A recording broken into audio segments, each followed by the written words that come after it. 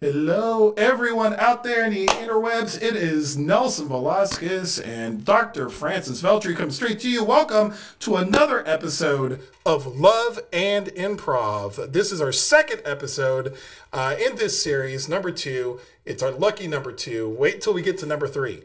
It's going to be even better then. I am your host for tonight, along with Francis here. We are improvisers with combined experience of over 40 years of performance between the two of us. And Dr. Francis Veltri has even more experience in other areas. What would you say, other than improv, what is something that you are completely, from your perspective, you are like an expert in? Oh, absolutely.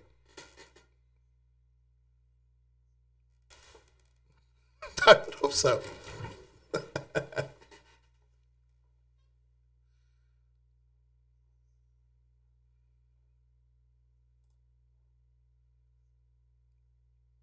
You're an ice cream aficionado.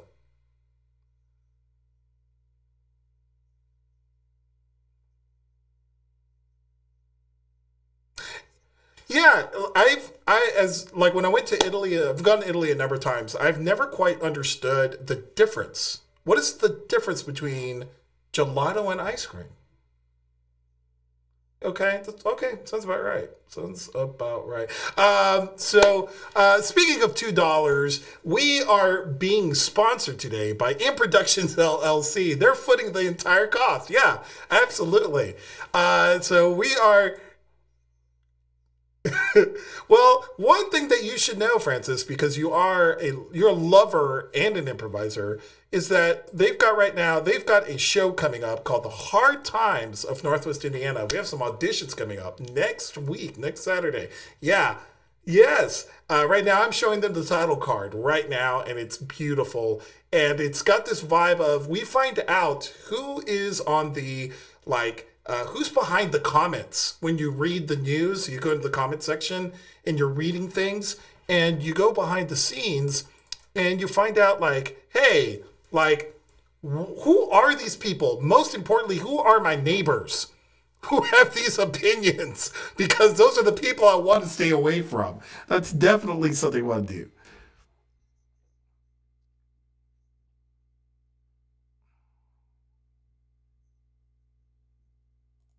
Uh huh.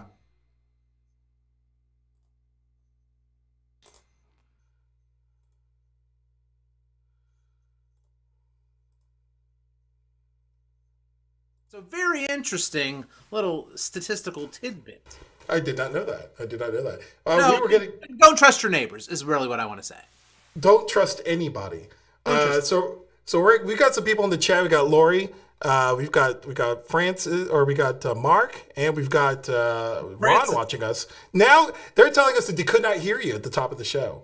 That's what Really? they said. How about They now? could not. How about I now? don't know. We'll find out. I think I fixed it. So we'll find out pretty soon if that's the case. Well, let's go over it again. I'm a lover, Oh, and Ron says there he is. Whoop, uh, there he is, to be specific, right there. no Cool. gin and milkshake. So nobody can hear your diatribes. They can only hear my side. I'm sure they can figure things out. What do we have on the docket today to discuss? We are going to be doing some stuff with improv and relationships. People have sent in their relationship questions to us, and we, through the both of us, are going to be able to answer and give advice, but through the lens of improvisation, because improv is what we do. If you don't know what improv is, it is improvised theater without a script. And we've been doing this so long and so badly for so many years, we figured, hey, if we could screw it up on stage, we could screw it up in the real world. Why not give relationship advice? And there is no script in love. There is no script in love. Well, unless it's a Relation- love story. But Yeah, I meant in real love. yeah, relationships are unscripted. They're That's true. always unscripted. So do you have something that we can Oh, talk I about do, here? I do, because it's Halloween. I have a Halloween letter. This came in. Let me see. I'm trying to do this more online now. I'm trying to get hip with the 21st century. So please hang on there. Um, it says, "Dear love guys, I don't. I think that thing is sticking. Love guys. Love guys, the love Yeah, guys. Yeah, maybe we got to come up. If we're not happy with that, we got to tell some because people keep writing that. Okay, I like that. I think that's worth keeping. Let's say, dear love guys. Good luck. He goes. I think it's a girl. Anyway, dear love guys, I hang around with a group of friends. We do everything together, including dressing up for Halloween. Okay. Even with COVID-19, they're going to a party. And they plan on doing it the whole gang, I guess. It's some bad writing here, but and she goes that sounds great, except everyone else wants me to be Velma. Hey, how's it going? Welcome to Friday's Wow. Know Your Gear I don't know how you did that, Francis, but you made my phone go off. How's that possible? Week. I That was crazy. I don't know how you made my phone go off, but that's is that like a Wow. Google thing, like Alexa? It was an adult thing. Anyway, yeah, just keep going. So they wanted this person to The dress up group as a wants to villain. go as the Scooby gang. Scooby Doo. They all want to go the gang. You know, Scooby, Shaggy, the big guy with the big guy, Fred. Yeah. Fred, Okay. and then Velma and Daphne. And they want this person to go as Velma. And she goes, I'm not a Velma, I'm a Daphne. She goes, I refuse to participate. So now my choice is either to stay at home and not go to the party or dress up as Velma. And she goes, what should I do? Signed, really a Daphne. Ooh, wow. So you know, it's sort of like in a scene, somebody's labeled you something, and you want to negate that. And you want to negate it, but because we're playing under the rules of yes and trying to be a team player, you've got that.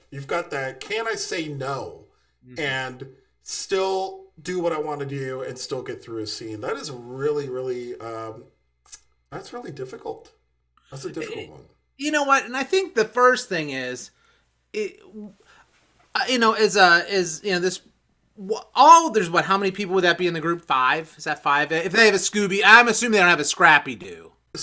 We don't include Scrappy. So it's no Scrappy. He was kind of like the kids that they would bring on at the end of a series, like the Oliver. Cosby Show, or Oliver with like we don't want Brady Bunch Oliver. We want the main cast. In Family Ties, they brought in they had twins. Meredith Baxter Birney had twins. Yeah, I don't remember. Or was that a Lifetime movie? No. I don't remember. I don't remember either. But, hopefully our audience has no idea what I'm talking about. So they probably don't. We've just aged ourselves a good 40 years now. Right. Anywho, so in this situation, you have Scooby, Shaggy, Fred, Velma, and Daphne. So it's probably a group of 5. Mm-hmm. Okay. So, I mean, clearly 4 people want to go as the Scooby Gang. One person doesn't. I mean, maybe this Velma looks like a Velma. But what if she's... I mean, it's sort of like it's okay to not play who you are, but if she feels so strongly, maybe she should come up with another suggestion, like go as the Bugaloos or something. Or she could suggest to maybe come as something that's not part of the gang, like maybe one of the monsters that they're going to oh my god! Like, they're going to heightening the scene. Heightening. Yeah, because they need something to go up against at the party. So the whole time that you can become the villain at that point, and then they can come and try to figure out who you really are. But see, you got to play 2 roles. In that case, you're going to play the role because they introduce you at the very top without whatever makeup or whatever costume you have. You're just like, oh, it's Janitor Francis, right? And then, right, exactly. Then you get to get dressed up as the monster, scare them, and switch back and forth until the end of the party when they figure out who you really are. I mean, is that really why you go to a party anyway? To screw around like that? Or you just go for like the food, the booze, the broads. What do you go for at a party? What are you going for? I go because I have no friends. So I go there just to feel what it's like to be normal. Well, I too, have no friends.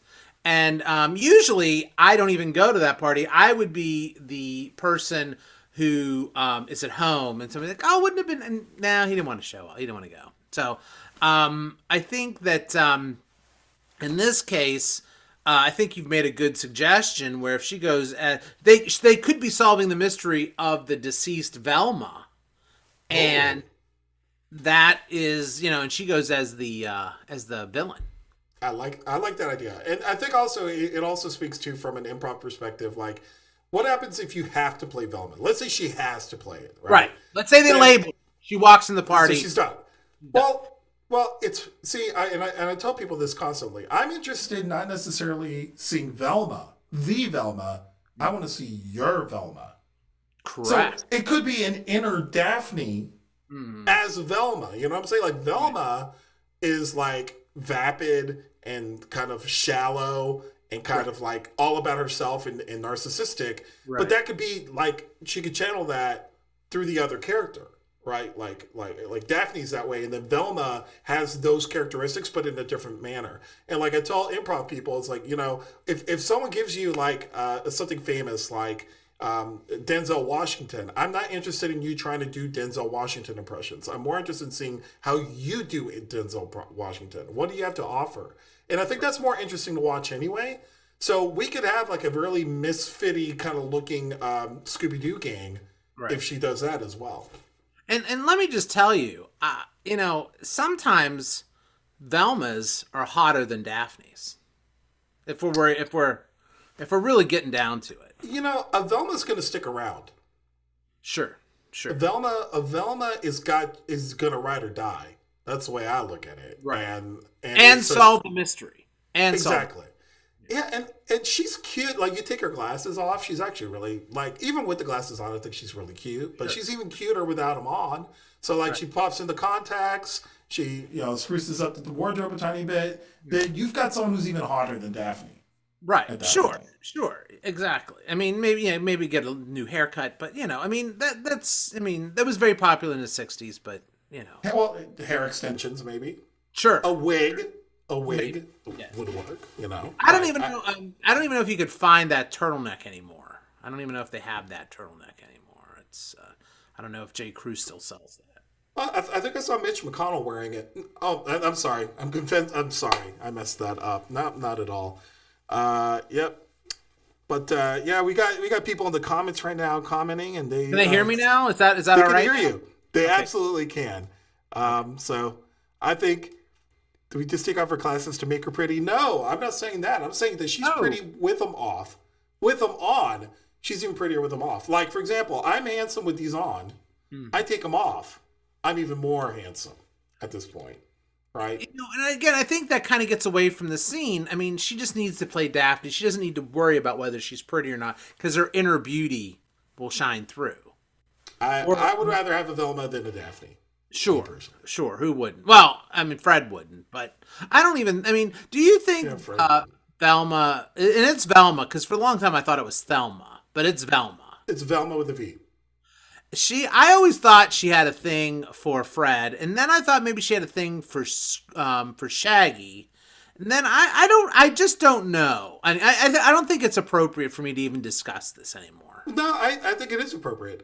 You know why? Because in the cartoons, like you and I grew up on the Hanna-Barbarian versions. They were Barbarian, yes. They were Barbarian. Hanna-Barbarian version from the 70s and the early 80s. That was kind of our prime time of watching Scooby-Doo. But like the 2000s and beyond, they start messing with the reality that they had built in the 70s, and things are a lot more fluid. I believe the last one I watched was Velma does have a thing for Shaggy. And Shaggy doesn't know what to do, which is even more fun to watch. Because he's all about Scoob and Scooby Snacks. That's what he's all down for. And he's not used to being the kind of guy that gets the attention from the ladies. And we know when he says Scooby Snacks, what he means by Scooby Snacks. It's not really a treat that's for a dog. Well, they're legal in Chicago now. That's right. The Scooby Snacks are legal in Chicago. And that's the thing. I would think that with Velma and Fred, and them, not. I always thought there was some sort of thing going on there, but I'm sure that Fred would always have he probably when the cameras are off is making inappropriate comments to Velma. I just have a feeling. Well, we're gonna have to find that out because nowadays with people coming to their senses and being more politically correct, I don't think Fred could get away with it. Honestly, I think Fred of the '70s probably could have, but Fred of the 2000s, nah, man, he's got to be woke. There's no way Velma and Daphne would not put up with his shit. They would not. They could not get away with it. And don't forget, I think they also have to be careful because the Harlem Globetrotters would show up too. See, but Curly's dead. Curly is dead now.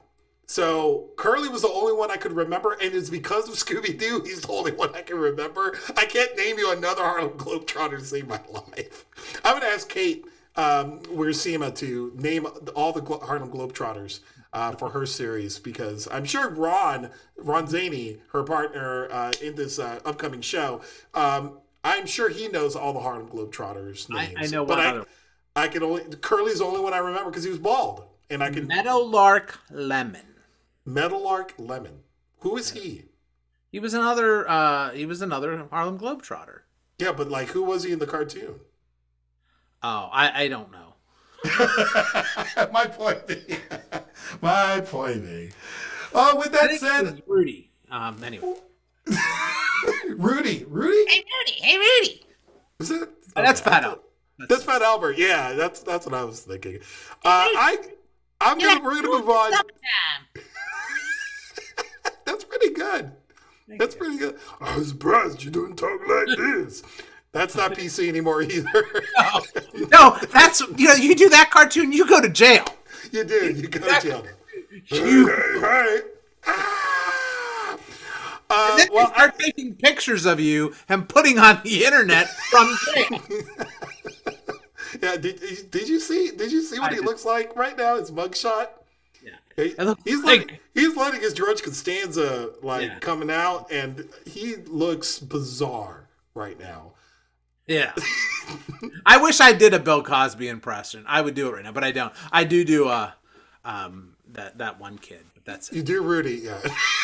No, he's not even Rudy. I don't even know if he is. Hey, Rudy, you're like school in the summertime. No class. Every joke he had always ended with the same punchline. Okay. Yeah, those of you who know the Fat Albert characters, please, what character is Francis doing? Because we need to see this character come back on stage in his own way. Obviously, he doesn't have the complexion to pull it off directly, but I would love to see Francis try to. I would do it as the best. Exactly. Exactly, to bring this full circle. Speaking of full circle, I've got a letter as well that I'm going to read off here. And here it goes. Dear Love Guys. Okay. It's catching on. I'm considered an essential employee during this pandemic. I'm writing on behalf of myself and all retail workers. Sounds juicy. First, let me say that it's my pleasure to serve on the front line. We are all a little apprehensive, but we feel like we are called to help. Our problem. A lot of shoppers coming into our stores are extremely rude to us. They are angry when they encounter longer lines and waiting times. One customer actually spit on a plexiglass shield we put up to protect our cashiers. They also bring small children and babies in with them to shop. We have been cursed at, yelled at for reasons beyond our control. Please let the public know that we are trying our best to serve them, even though a lot of us are afraid for our health and the health of our families. My daughter is a nurse, and she has experienced some of these things.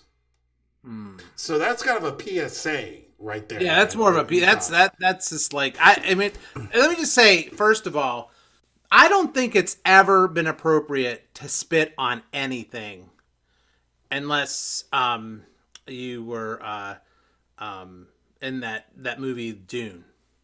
Oh, true. I think that's the only time that it's appropriate to spit. Be careful. The 1980s Dune is what you're talking about, right? With Stain and Jean-Luc Picard guy. There's another one? There's a new one. There's a brand new one. There's a brand new one. Right. And there was a TV series, I want to say in the early aughts as well. So first of all, yeah, I mean, if you get so mad that you're gonna spit on somebody, you need to reel that back in. We don't. That's just not. You need to check yourself, saying, take a moment. Yeah. Why am I spitting? Why did I just do that? Nothing really should rise to that sort of level of spitting ever. I don't think there's any occasion that maybe our listeners can give an example of a time when spitting is appropriate in an angry setting. But an Italian. I can think of one though. No, sure, go ahead. I can think of one. The end of Wrath of Khan from Star Trek.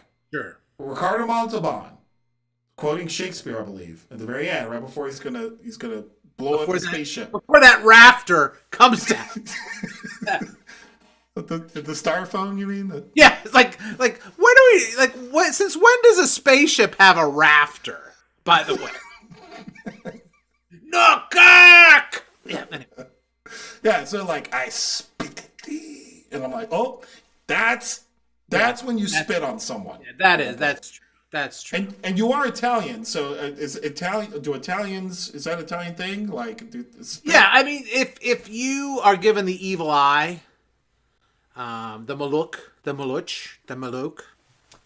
if they give you the evil eye, then you're supposed to spit to ward off the. That's like your response. Oh, so, okay. Like, if you give me that, go like that, and then there you go. Okay, gotcha. Okay, there is another one from a theater perspective. Sure.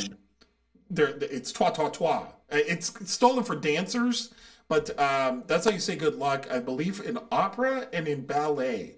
You don't say break a leg. You say toi toi toi, and that's supposed to be spitting at the bad juju that could be in the place. So if you ever see dancers, you go toi toi toi. They're supposed to know that. I have actually personally, I've emceed. Well, this is the last year or this year. I obviously didn't do it because of COVID. But for the last 5-6 years, I've been the MC for a dance recital. So I for 2 days, I get to crack wise about dancers. And I would always say, ladies, toi, toi, toi. And I think out of all the ladies that show up, and some men that show up, only one person has ever like thanked me for it. And the rest of them were just like, you're creepy, get away. Mm-hmm. That seems to be like a normal reaction to you, though. I don't think it's just... Ain't it? Yeah. So no, but back to our young lady friend in person. I don't know. I thought she might have been a woman, but I might be wrong. She sounds like she's she's got a daughter who's a nurse, so yeah, I'm assuming she's older. I'm just it's just the way I thought maybe, but I could be wrong. Again, I don't know what to tell you. I do appreciate her. I do salute her service, and I do wish her well. So sincere. I mean, it just, it just gets a. See, this is the difference. See, where it's concern versus love. I understand love, but concern for my fellow man is just not within my bailiwick. Okay. So, but if I had to do this like in an improv way and like sort of like how do I solve this, I would just say, you know what, show's canceled. If you're going to do that, if you're going to come in and start, acting up when I'm trying to just do the best I can, I would say show's over. Get out of here. Show's over. Show's over. Adios.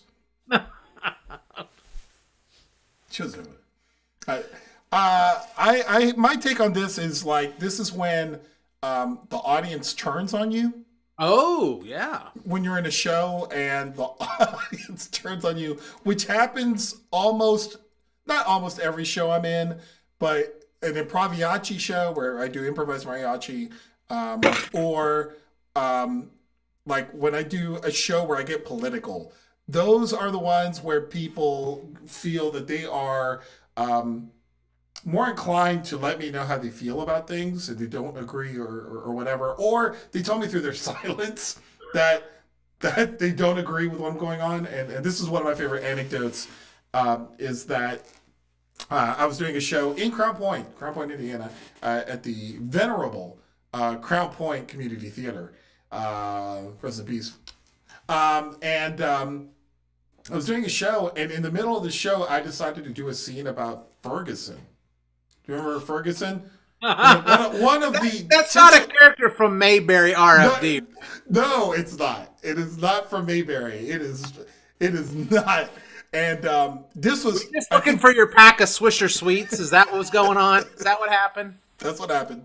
And I did this scene, and I started a protest scene. Like, I was protesting, and I lost the audience like immediately. Like, there was this. If I could have been killed, I would have been killed by every audience member that night. Just with their energy. The energy out of the room just left. And I remember, and I dropped the scene. Like, I immediately had to lighten it up because I was like, yeah, nobody's ready to talk about this right now. I do remember going to another scene another show that I was in where literally I had to stop the show and argue with an audience member because they disagreed with how I was doing the presentation of our act. And I literally got, in character, of course, I got into an argument with that person. And, I was just like, look, you paid how much money to be here tonight to watch me perform? Like, people aren't paying money to come see you perform, right? You're making a choice to come to this location, right? And you forfeit certain rights. When you enter a contractual obligation when you walk in through the door, you don't get to keep everything that is that you feel comes with the power behind your ticket, right? You actually lose rights when you buy the ticket, right? You lose rights in my world. So when you walk into a place like a grocery store or whatever, there are things that I can't do. I honestly can't go around and tell you sing complete operas when I walk into certain establishments, although I try at Subway. I can't go in and do that, or I can't start harassing people, right? Like, there's things you can't do. You lose rights when you walk in other people's net. And I remember, especially during, not Me Too, Me Too era, 2016, 2017, 2018, at the Second City in Chicago. Yeah, right, for a while. But I remember specifically that shortly after Trump got elected and patrons started engaging with the actors because, Second City is a very leftist organization as far as their stages, right? They're very liberal.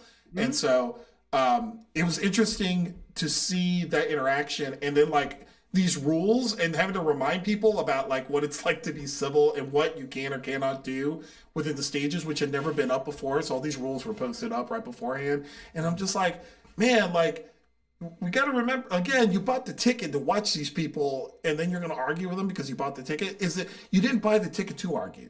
You know what I'm saying? And you're there to be a show and to be challenged. And I'm going to say the same thing for those of you who go to the grocery store or go, you bought a ticket to be challenged. Challenge yourself to go along with these things. At $3.98 a pound. If you can find it for that cheap, I salute you. I said that's a challenge. A challenge. Right. So I don't really have any advice. I just have. I just wear a mask. This is supposed to be good. You know what? The mask isn't mandatory. Just do it because you like your fellow man or woman.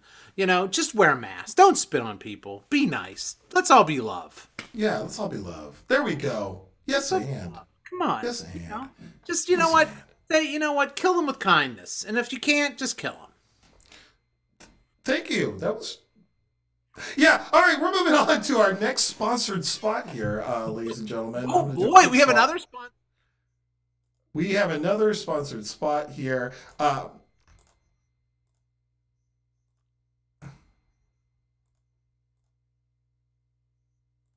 Yeah, our marketing and advertising is doing really well right now. Right now, we do have a Northwest Indiana Improv Jam coming up. It's geared towards grades 3 through 8. It's not on our graphic right now, but it is coming up. It is going to be on the 24th, I believe, of November. It's a Saturday. And you can get more information on that at our website at improductionsllc.com. It's going to be led by the not venerable, because if I said that sounds bad, by the fantastic Kate Wersima, who has been kicking butt in the southern suburbs and the in Northwest Indiana in leading all the Improductions teaching stuff we're doing, like workshops and stuff like that. Don't you think Improductions is taking advantage of Kate a little bit? I mean, we are.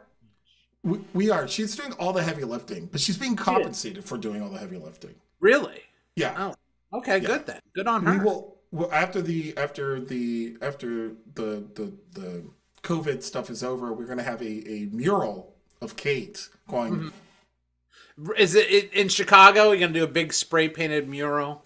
It'll be of the Krispy Kreme donut in Homewood, Illinois. That's what will be behind her.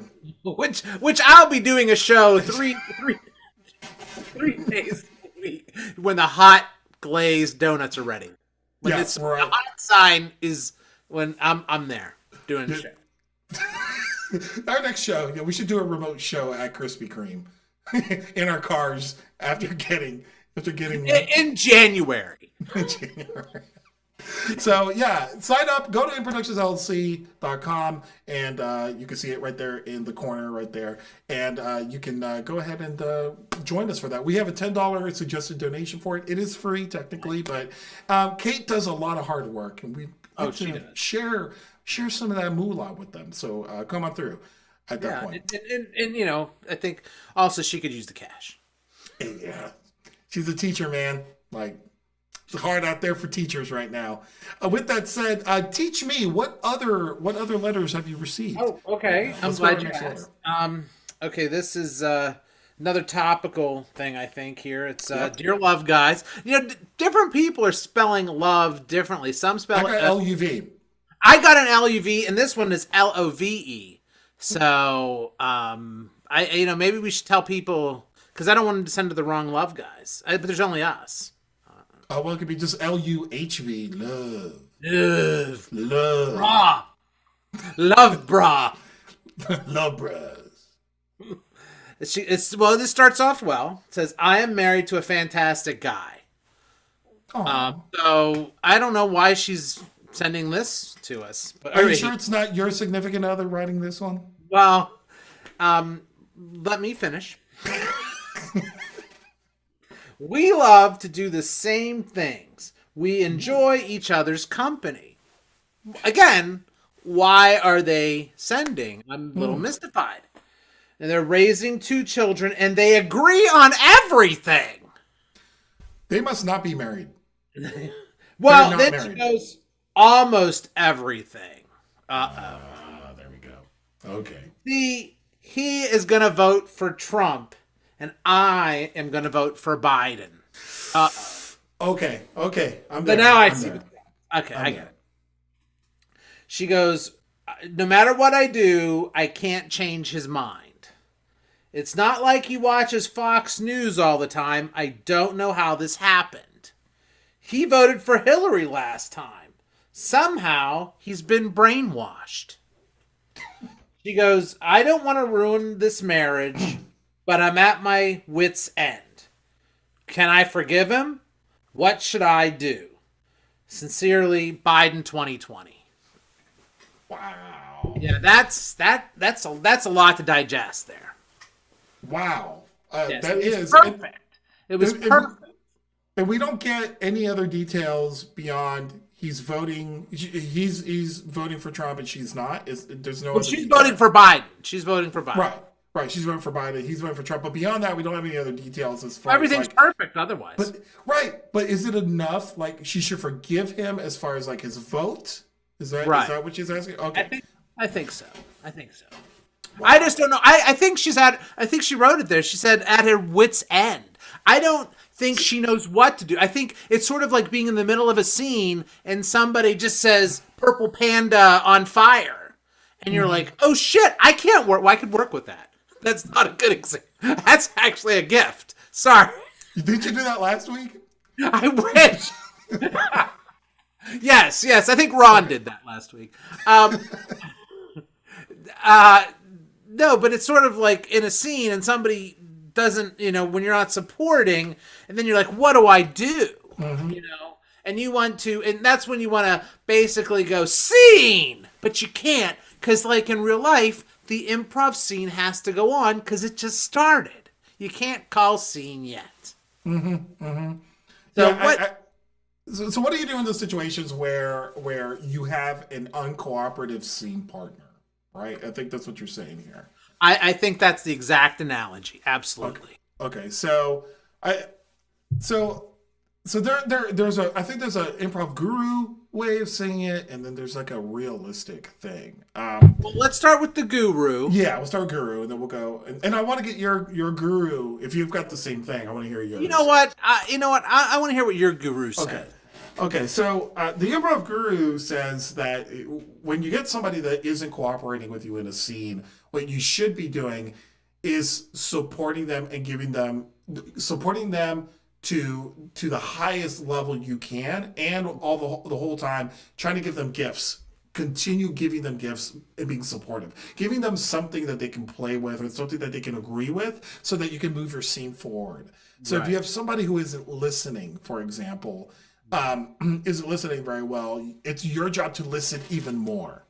It's your job to try to form what it is that they're giving you into something cohesive and something that's watchable, right? So you have to kind of drop your ego and your own agenda, and you have to serve the other person's agenda or where they're going with things at that point.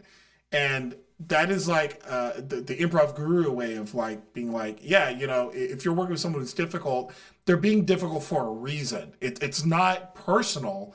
It could be like a training. It could be they're just bullheaded, right? And we've all run into those. I've been one of those people that just like steamrolls a seed for something super strong and isn't listening to everybody, right? So the better you will be the better person. You get the moral high ground in the sense of if you're able to listen even more, and you're able to take what they've got and turn it into gold, right? You take all those lemons and just squeezing them and making lemonade out of it at that point. Right. So let me stop there. What do you think about that? Is that applicable to the scenario? I think it is. As much I would like to see a scene where I'm the Trump supporter and you're my spouse. Okay. Let's do one right now. Right now. Okay, you're right. You ready? All right. Oh, John. Yeah, I just got back from the rally. It was good. Yeah, it was good. Good rally. You should have been there. I would have been there. But I've been fixing up this entire meal just for you, sweetheart. Oh, thank you. All that chanting and yelling for Trump just made me so. Thank you so much. Oh, look, I'm not going to vote for Trump. I'm not voting for Trump today. Oh. I'm sorry. That's all right. We still have time to work on you. That's all right. We can change your mind. Yeah, I don't think you're going to change my mind. Really? Yeah, no. All the other Trump guys, their wives are going to vote for Trump. Why aren't you?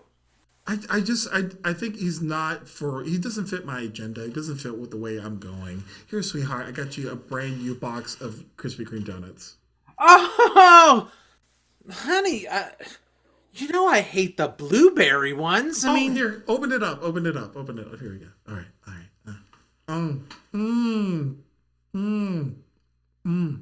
Honey, I took the blueberry one, baby. Oh, okay. Well, thank you. I told all the guys at the Trump rally that you were gonna vote for the Trump. So when you see them, when they come over for the card party tonight, could you just tell them that you're gonna vote for Trump so I don't look so bad? And could you put that little red handmaiden costume on too that I bought you? For you, sweetheart, anything. Aw, you're the best. I just, you know what? I didn't think this marriage was going to work, but now that you've seen it my way, this is perfect.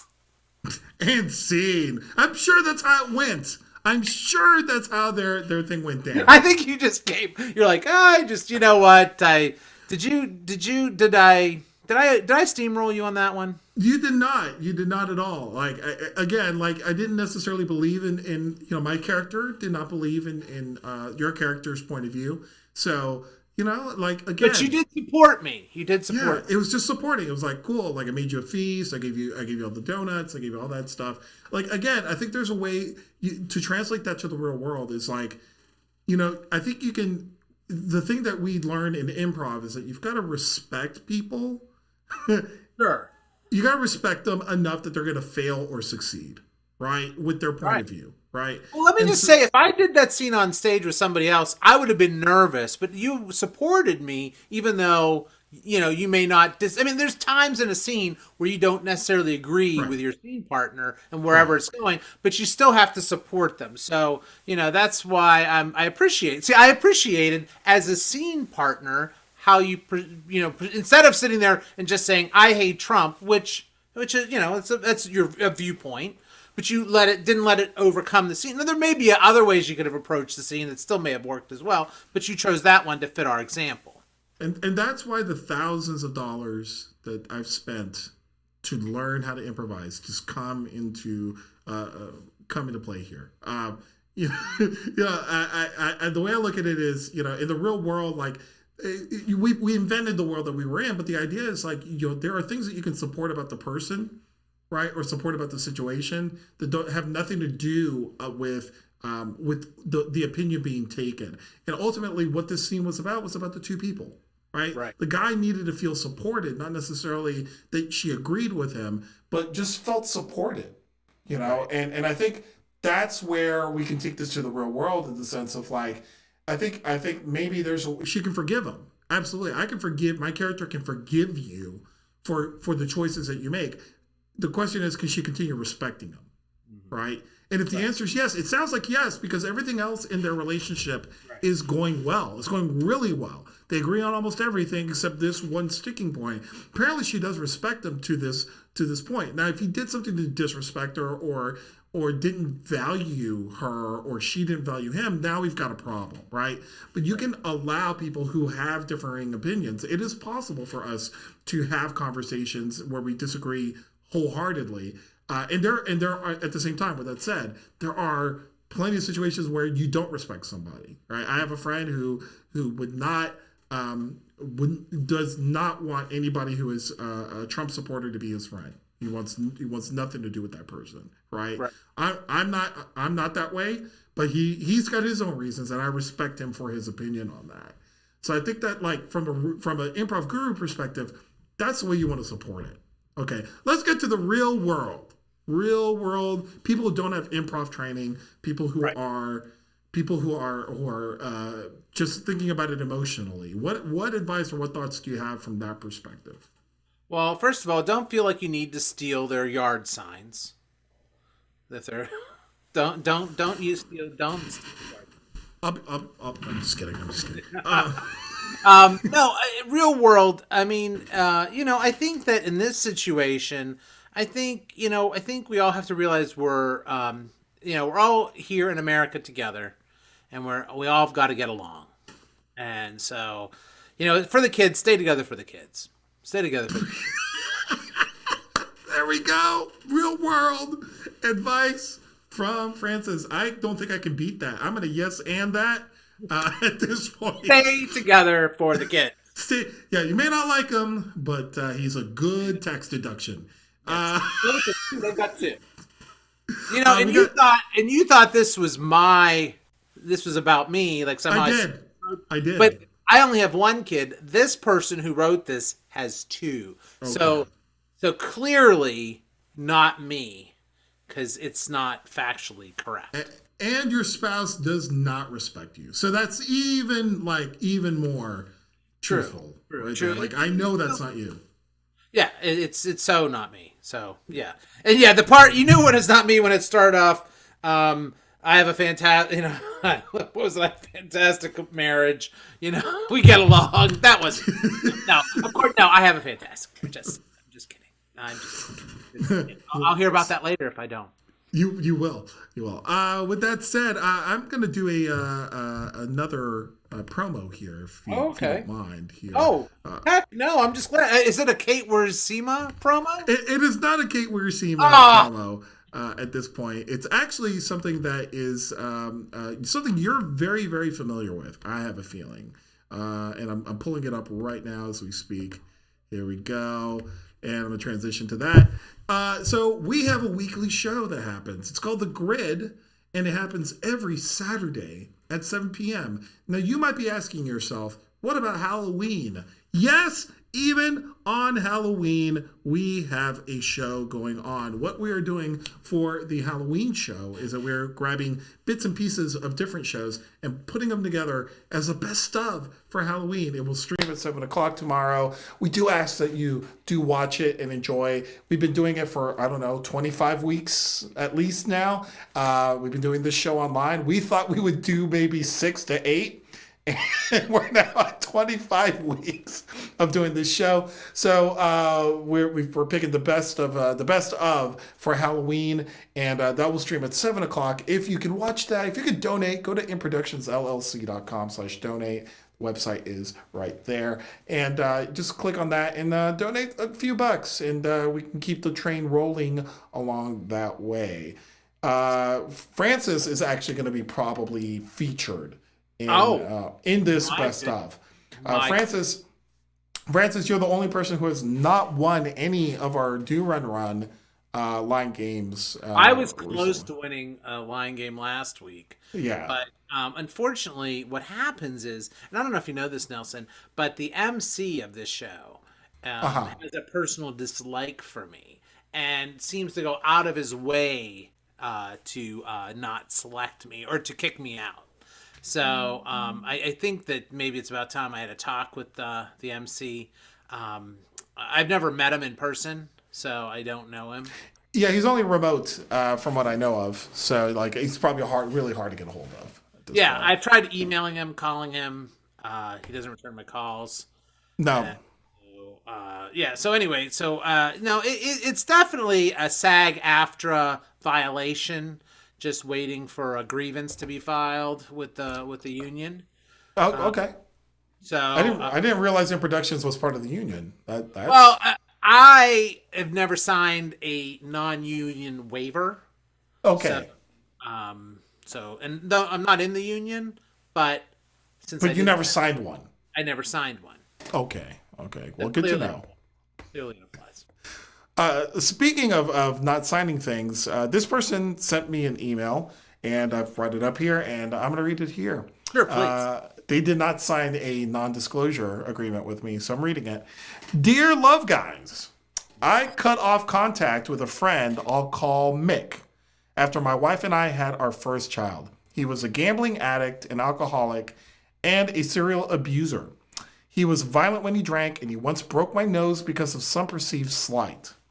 Mick had a troubled childhood and then served in the army in Afghanistan and Iraq, but by the time he returned home, his mental health was extremely compromised, and I believe this is what led to most, if not all, of his issues and shortcomings. I've always believed that at heart, Mick is a good person. As someone who suffers from mental illness myself, I feel I can understand his issues on some level, and I would like to reconnect with him, but I need to protect myself and my family, both emotionally and physically. How might I approach rekindling a relationship with Mick in a safe and reasonable way? I thought we were done talking with about Trump supporters. You know, they're in every facet of our lives. They're half the country, supposedly. So, hey, somewhere between 42% and 48%, somewhere in there. So this guy has a love for Mick. Like, this guy is down to ride for Mick, but he needs to protect himself. But he wants to reconnect. How does he do that? Like, what does this make you think of? First of all, I hope Mick is his name and it's not like an ethnic. It's Mick. Okay. Yeah, I don't think it has anything to do with white people. Well, but I'm gonna guess he's probably white, though. I'm just based on the way I read it here. I mean, yeah, maybe, yeah. I mean, he's probably not Slovak. He's probably not Slovak. Although it might sound better. I got a friend from my friend called Slovak after wife and I had first child. Kind of works. Could be. It could be. You might just be putting it on your own little thing there. So the guy is wants to be friends with Mick, even though did Mick beat up this guy? What did Mick do? Yeah, so Mick broke this guy's the writer. I should give him a name, shouldn't I? What is his name? He probably Bear didn't with me. sign it. He probably is so Missing a friend is the way he signed it. So missing a friend. So the guy who's missing the friend got his nose broken by Mick, like in a drunken argument. Like felt slighted, he First broke of his all, nose. never go on stage drunk. Did we cover that last episode? I think never so. Go on stage drunk. Okay, so that's the first one. Number two, I think that in this situation, no matter what you do, I think Mick is always just going to be. He's not going to be listening. So you got to learn how to. I don't know. Either you're gonna. I mean, this is something where your years of improv experience may come into play here, where you have to basically take command of that scene, and just basically take charge, because otherwise Mick's gonna break your nose again. Yeah, I kind of see this as like what happens when you get a toxic personality in your group. Ooh, okay, good point. That's It's the way a broader thing. I get it. Yeah, I think it's a bigger thing. Like when you've got a group that has a chemistry, and then you're bringing in somebody who doesn't fit or doesn't have, isn't there in the same ways everybody else is. Like not everybody's going to do the same things within in an ensemble. You're going to have strengths and weaknesses depending on certain things. And when you're trying to bring someone in new and they're not working, it's not working, and it can destroy your ensemble. And you have some toxic personalities. I'm doing my best to. I have an anecdote that I do want to share. I'm just trying to make sure I sanitize it before I say it.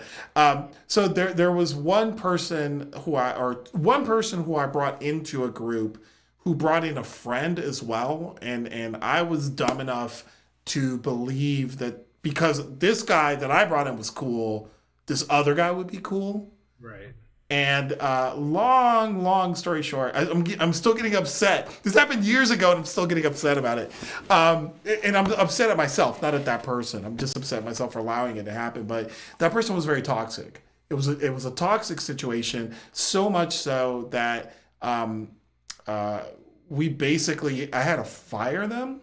I had to fire like the whole group because like the well got poisoned. It got turned. It was really bizarre. And I couldn't accept the direction things were going, and we had to get rid of them. And I'm mad at myself for not seeing that a toxic personality, no matter how well intentioned you are about bringing them in or how well intentioned they are about joining you, if they're toxic and you know it and you bring them in, and you get that, like this guy's got a lot of history with Mick, he's toxic. And unless that person has demonstrated that they've grown beyond their toxicity at that point, like your best bet is just to keep it at arm's length and keep them outside of your ensemble, especially your own marriage. Like, and you've got children and you've got other people that you're introducing them to, and he broke your nose. Like that is ultimate forgiveness. I'm not strong enough to forgive my best friends for breaking my nose. I don't think I am. I hope they don't get any ideas. I have no friends, so it shouldn't matter, I guess. But like. Oh, I'm your friend. Oh, thank you. I was waiting for you to say that. Aw. I really was. I was waiting because I wasn't sure if I was supposed to or not. Because I don't want to. I wanted you to want to, not out of obligation.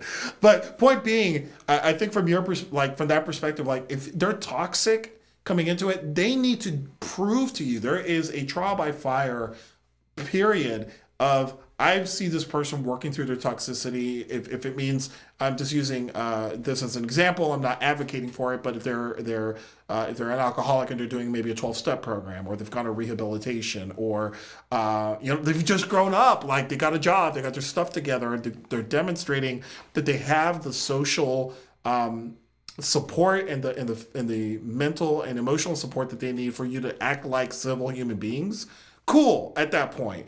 But if you know they're toxic and you're not sure, it's probably best that you keep them at arm's length. And it's painful to do so, but it's probably the right thing to do to save your ensemble. And in regard to the toxicity, I mean, we're not talking just on stage or off stage talk. We're talking in all facets, correct? So it's not like they're off stage, they're great, but on stage, they're a jerk. It's just sort of a jerk off stage, jerk on stage. Yeah. And so there's no redeeming, like, if somebody just doesn't know what they're doing, but they're great off stage, and you're like, okay, well, we can work with that. But if it's sort of both, like in this case, Mick was probably sober and a jerk, and then when he was drunk, he was a jerk. Yeah. So there's no redeeming quality there. Yeah, that's why I don't drink. Yeah, we don't want want to be a Mick. Exactly. We don't want that. I don't want to break anyone's nose. Right. So we've got time for one more. Francis, do you have another one there? We have time for This is just a one more. really quick one here. It says, "Dear Love Guys, this is not your usual kind of question, but my mom got transferred and we just moved to a new town. It's okay, the new town, I guess, but I have no friends. I didn't have a lot of friends before, but I have none now. How do I make new friends? What do I do? The new guy." I think there is only one answer that I can give about making new friends. Right. Asking us. Join an improv class. You'll make new friends. And just don't be toxic. Just don't break anyone's nose when you get there. And don't tell them you're a Trump supporter until after they put you in the clear. And don't barge in with a gun. Not even a fake one, because they'll think until they know you, because they'll think you're a Trump supporter that has a gun. Man, we got to talk offline about all this stuff. You got a lot of rules going into your improv class, man. I want to see the flyer that you create. It's like 3-sided. It's a legally binding document just by reading this. So I think for this one, yes, improv is my answer. It was my go-to answer, right. but there's a bigger picture. Second City has made a training center based upon this whole dilemma. The level A is this problem. Want a friend? Come to the training center. You want to get your face up on the wall and find a friend? Give us $100 billion. It's going to be great. With that said, hey, it was worth it. I did it, and I got all kinds of friends out of it. Look at you! So. Look at you! You have on your YouTube over 128 subscribers. 228 people like the hours that I put together for those videos, and only 128 of them are like, yeah. Out of my the billions. YouTube, by the way, 13-1, where I ask 13 questions of my guests every week. Only 17 subscribers. So please, if you're watching this, go check that one out. Go check out 13-1. We'll put a link in the comments for you. Put one for yours too. Go ahead. I will do that. Here's a link. Here's a link. So here's what I would recommend for this one. Sure. And this is true in improv as well, right? What you want to do is you want to take a class or take a course or an activity that's going to better you as a person. So like something that you invest in yourself. So for example, if you're a horrible public speaker, maybe you join a Toastmasters club to learn how to do better speeches. And as you're doing that and you're getting better at the skill and investing in yourself, you will find like-minded people who are trying to do the same thing, and maybe you'll connect that way. Or maybe if you are out of shape, like some people on the screen, I'm not saying who, we join a gym, right? Or maybe you join like a what do you call those? CrossFit? Those CrossFit QB things? is what I use, QB. So I use Stofers. But anyway, you join those classes and you're running and you're exercising, you're doing it in groups, and you're competing against each other, but you're supporting each other the whole time. And then you find something, you feel better because you're getting into shape, you're doing stuff, but you're also finding like-minded people. Again, that comes back. And improv is the same way. A lot of people, when they take improv classes, They take improv because they want to become better, more comfortable in front of other people. They want to just play. They want to get silly, or they've got nothing else better to do. And they got a gift certificate for Christmas, and therefore they're using their gift certificate that they didn't ask for. I get But a lot people of thought that. they were funny, so they gave them a gift. Right. They gave him a gift certificate. So people join those classes, and again, when you get in a group of like-minded people, man, like friendships develop so quickly as a result of that. You know. Another thing is if you're being bullied, go join a dojo. But when you find out the kids that are in that dojo are the ones that are bullying you, then go and try to find like some like Japanese guy who knows karate. Right. Mm-hmm. Can show you, and then he could be like your best friend. Yeah, and whenever you get into trouble, he shows up. Like he just shows up and kicks butt, no matter what. So you don't even have to fight. Enough improv or karate, whichever is applicable. I know both. To protect yourself. Mm-hmm. Because I don't know karate, but I can do an incredible scene to defend myself. Okay, all right, here we go. I'm gonna punch you, and you're gonna block it. I'm gonna go this way. I'm gonna block it. You block it. Here we go. All right. Oh. Sorry. Wow. Wow. That was. Are you okay? I'm right into that. Okay. Well, that's I think that's a good way of ending this tonight's episode of Love and Improv. Ladies and gentlemen, tonight we have discovered a number of things about Francis. Are you all right there, Francis? Yeah, just, I'm sorry, that really hurt. Ow. Okay. I'm going to, hold on, let me see if I can heal you.